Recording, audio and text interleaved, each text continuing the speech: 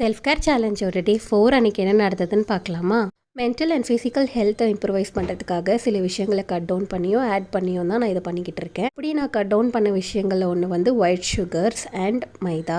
ஃபுட்டுன்னு இருந்தால் அது real foods தான் சாப்பிடணுன்றதும் கோலாக செட் பண்ணியிருக்கேன். And also I added walking to the schedule. இன்றைக்கி மார்னிங் பிரேக்ஃபாஸ்ட்க்கு லெஃப்ட் ஓவர் ஸ்ப்ரவுட்ஸில் தான் நான் தோசை ப்ரிப்பேர் பண்ணலான்னு சொல்லிட்டு ரைஸ் பேட்டரும் கொஞ்சம் ஆட் பண்ணியிருந்தேன். கீரை செய்கிறப்போ தண்டு இந்த மாதிரி செப்பரேட் பண்ணி மொச்சை அண்ட் கத்திரிக்காய் போட்டு நம்ம வந்து ஒரு சைடிஷாகவே ப்ரிப்பேர் பண்ணிடலாம். நல்ல தோசைலாம் ஹபி பாய் கொடுத்துட்டு கேவலமான தோசை வந்து நான் சாப்பிட்டேன். தென் ஒரு ஸ்பூன் ஆஃப் மிக்சட் சீட்ஸ் எடுத்துகிட்டு நான் படிக்க தான் கிளம்பிட்டேன்.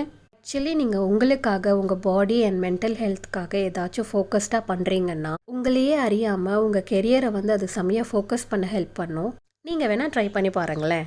டெய்லி ஒரு வாக் போகிறதோ ஹெல்த்தியாக சாப்பிட்றதோ, ஓகே இந்த டிஷ்ஷஸ்லாம் நான் சாப்பிட மாட்டேன், இதை சாப்பிட்டாவே எனக்கு கில்ட் ஆயிடுது, இல்லை இந்த விஷயம்லாம் நான் பண்ண மாட்டேன், these things are stopping me from focusing on my career. அப்படி இருக்க சில விஷயங்களை நம்ம லெட் கோ பண்ணாவே மோர் ஃபோக்கஸ்டாக ஆகிறது நம்மளால் ரியலைஸ் பண்ண முடியும். So that's how my day went.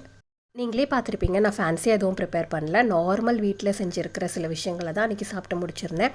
Steps கவுண்ட்டோ 7K cover பண்ணிட்டேன். தேங்க்ஸ் ஃபார் வாட்சிங் மக்களே.